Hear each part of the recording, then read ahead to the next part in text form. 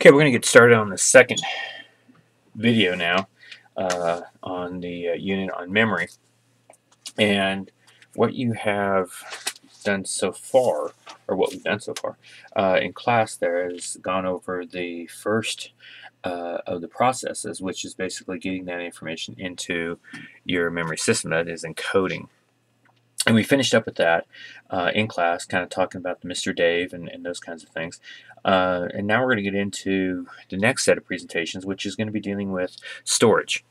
And when you're talking about storage, basically one of the biggest things that you're talking about here is the concepts of short-term and long-term memory. So first we're going to get into short-term memory. Okay, when you have a memory system, there are basically three kinds. There's short-term, there's long-term, and then there's also what's called sensory memory, and that's what we're going to talk about that one first. Information processing breaks the brain down into these three storage units. Sensory memory is the shortest. The way to think about sensory memory is kind of that what's known as after imaging. It's where you just get those quick pieces of information coming in either from your eyes or from your ears that are fleeting. They're very fast coming in. You don't hold on to them very long in your memory system unless you're concentrating on it. But it's and you have this happen to you all the time where you have the something coming across your eyesight and it's just a really quick flash coming through there, and either your brain is going to pick up on it right away and it's going to pull you in and you're going to go back and look at it again or try to figure it out, or if you hear something and if your brain catches the attention of your brain there, it's going to pick it up. Otherwise it just loses it. When you deal with what's called sensory memory, then there are basically two kinds you're going to have to remember for the test. One is eicotic. That is a fleeting photographic memory, the ability to momentarily recall details of information. It only lasts for about 1/20th of a second. So we're talking about an incredibly amount of time here that it goes through. An example of an eicotic memory is if you're ever out there on the 4th of July and you got your sparkler and you're waving it around and you're making your name, and when you're a little kid doing that kind of thing, that is kind of eicotic memory. It is the ability to see that letters being up there, out and across the air as you're flowing it across. That's eicotic memory. It's the very quick pieces of information coming in and it's just gone very, very fast. Echoic memory, this is dealing with your ears now, and how we remember these basically is eicotic starts with an I, and so it's easier to remember eicotic, then deals with your eyes, and echoic starts with an E, so you try to remember that it's dealing with your ears. It's dealing with auditory, and it lasts slightly longer than eicotic does, usually about 4 or 5 seconds is all, but it's the ability for you to recover the last few words that somebody is saying to you. So if you've ever been in a situation, and I do this all the time with my wife, they may be talking to me and I'm kind of in and out listening to what they're saying. Maybe you've had this happen with an instructor or with a boyfriend, girlfriend, or any of that kind of thing, where they're talking to you and you're kind of passively listening and not listening. And then they all of a sudden say something and they ask you, have you been listening to what I'm saying? And you go, yeah, I heard what you're saying, and then you repeat the last couple of words that they said. That's your echoic memory. It doesn't last very long. You don't hold on to it very long. It's not something that's going to go into your long-term memory unless for whatever reason you decide to focus in on those last few things. But basically everything before that has been thrown out already in your memory system. The next type of memory system then is short-term. Short-term memory is basically that memory system that is probably the most important of the three, because without it, you're not going to get something into long-term memory. You have to use rehearsal. For anything to get into your short-term memory, it has to be able to repetitively verbalize the information over and over again. Now, here's the difference. For some of us, we have an incredibly fast processing mechanism of our memory system. So by hearing something one time or seeing it one time or reading it one time, we can pick that information up very fast, hold it, and keep it. But for most of us, it's something that you have to go over several times. That's why I've been saying many, many times on these videos that listening to this one time or just watching the video really fast is not going to probably be the best thing for some of you. You may have to listen to these presentations 2 or 3 times to really catch everything that's being said. But that's up to you and how badly you really want to do well in the class. There is also a lot of acoustic confusion coming in with short-term memory. It's very easy to lose your concentration, to lose your attention span. It's very easy to get distracted. All of those things we're going to talk a little bit more about. Of course, the last term then is long-term memory, which will be the last one we're going to get into. Okay, when it deals with short-term memory, there are two main theories you're going to have to remember for the test, and these are very, very important because it could be one of your essays on the test. One is called durability of storage. Basically, this was created by George Miller and Nelson Cohen. It's a very simple theory. All it basically says is, look, here's what happens. When information is coming into your brain, okay, and you are encoding it, okay, remember, you are paying attention. You are doing the focusing part, so it's not just coming in and out. So it's more than just sensory. When you are focusing on the information coming in, okay, if you do not continue to rehearse it in some manner within 20 to 25 seconds, according to Miller and Cohen, you will lose this information. It will be gone that fast. So all of this information I'm presenting to you right now that I have been presenting to you or any other instructor's been talking to you about, if you do not focus and not just pay attention, but also rehearse it, go over it, and go over it a couple different times, you're not going to get this information. It's not going to hold. It's going to be lost. The second part of this theory is it deals with the number of items that you can hold in your short-term memory.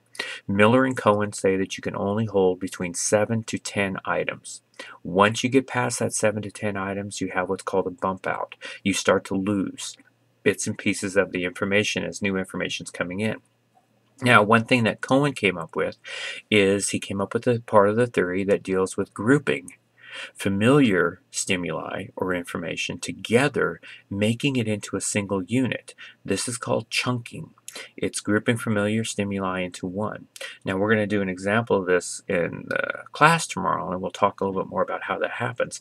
But basically what you can do with chunking is instead of just having 7 to 10 individual items going in your short-term memory that you basically can't hold very long, by chunking you can hold large compasses of information in your short-term memory that then you can use to rehearse and go back over and regurgitate it to get it to move into your long-term memory then.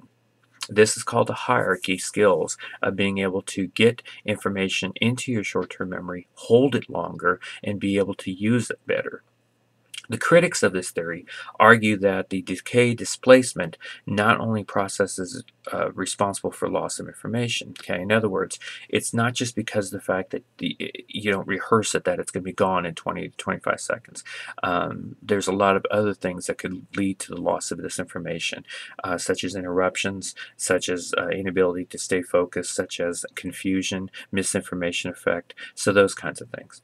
The second big criticism of this theory has to do with the idea of about the rehearsal and the fact that short-term memory is not able to hold information for a very long period of time or for very much information. So, as a result of this, psychologists over the years have kind of gone against the durability of storage memory and has created a second theory. This is called working memory. This was created by Alan Baddeley, who argues that basically when it comes to short-term memory, it's more of a lengthier process than just simply holding this information for a short period of time. He argues that what happens first is when information comes into your brain that you need to remember, you do what's called a phonological rehearsal, or what's known as a rehearsal loop. Okay, in other words, when that information comes into your brain, whether it's from your eyes or from your ears or from whatever, from your senses, and you start to concentrate on it, your brain will immediately pick it up and will begin to loop it inside of your brain. In other words, it starts a rehearsal process. Now, as soon as you lose attention or get interrupted or any of those other things we talked about, that rehearsal loop gets broken and you could lose the information. How you learn to engage and to keep it going is what Baddeley says is the second part, which is called the visual spatial. What you're doing now is not just rehearsing it, but you're actually taking the information and manipulating it. You're actually working with it. You're creating images. You're making examples. You're building upon what that information is holding into your short-term memory. All of those things we talked about earlier begins to create that information into a longer-term process. From there, Baddeley says it goes into another part of your short-term memory, which is called the central executive control place, which basically then switches that into from short-term to long-term memory. Now the key here is the focusing of attention and the continued rehearsal loop. After that, Baddeley says that your information goes into a temporary storage unit, which will hold that information from anywhere up to 45 to a minute. Some argue that it can hold it even as long as a minute and a half in your short-term memory before your brain decides whether it's information that you're going to keep or lose. If you decide to keep it, then it will integrate that information into a long-term memory and you have it. If not, your brain discards it. This is the problem that, according to a lot of psychologists, argue that when you think you've learned something and you think you got it, you're studying for a test, you go over it a couple times, you say, yep, I got this, and then you go take the test and you don't have it. This is because you've lost it in your episodic buffer. Now again, these are just two theories of short-term memory. Neither one has been able to be absolutely proven, and again, that's because the fact that the brain is such an intricate processing unit, it's hard for us to gain all this information. But these are the two main theories from it then. Now, long-term memory has a much easier theory behind it. Basically, long-term memory is this idea of its unlimited capacity storage. Now, how does information get held in your long-term memory? That we're going to get into in your next video series. But basically, in long-term memory, the argument is it just has two theories about it. One is that your long-term memory, once that information gets in there, it's there. You cannot lose it. It is there permanently. You will never lose that information unless because of some type of damage to the brain. However, what probably happens, according to a lot of psychologists, is that because of the fact that sometimes you don't remember things, it's not because you lost the memory, it's because you can't retrieve it. It's the failure to retrieve. The best way to give you an example of this is, let's say you have a barrel and it's full of marbles, okay? And at the bottom of the barrel, okay, is where the marbles that you're trying to pull out and trying to look at. Those are your memories, all of those marbles. According to this theory, you don't lose your marbles, but you can't get all the way down into the very bottom of the barrel to pull that marble out to get it. You can't retrieve it. That's the theory. The second theory, loss of long-term memory, is pretty simple as well. Using that same analogy of the marbles in the barrel, is that you have a hole in the bottom of the barrel, and every so often one of those marbles just rolls on out of that barrel and it's gone forever. That's the idea behind that theory, that we do not get to keep our long-term memories. We do actually lose them over a period of time because of decay, because of other factors that comes into play there. Those are the two theories that deals with long-term memory. The next video we're going to get into then is talking about flashbulb memories, and we'll get into that next. So we're going to stop this one now, and then we'll get into that one.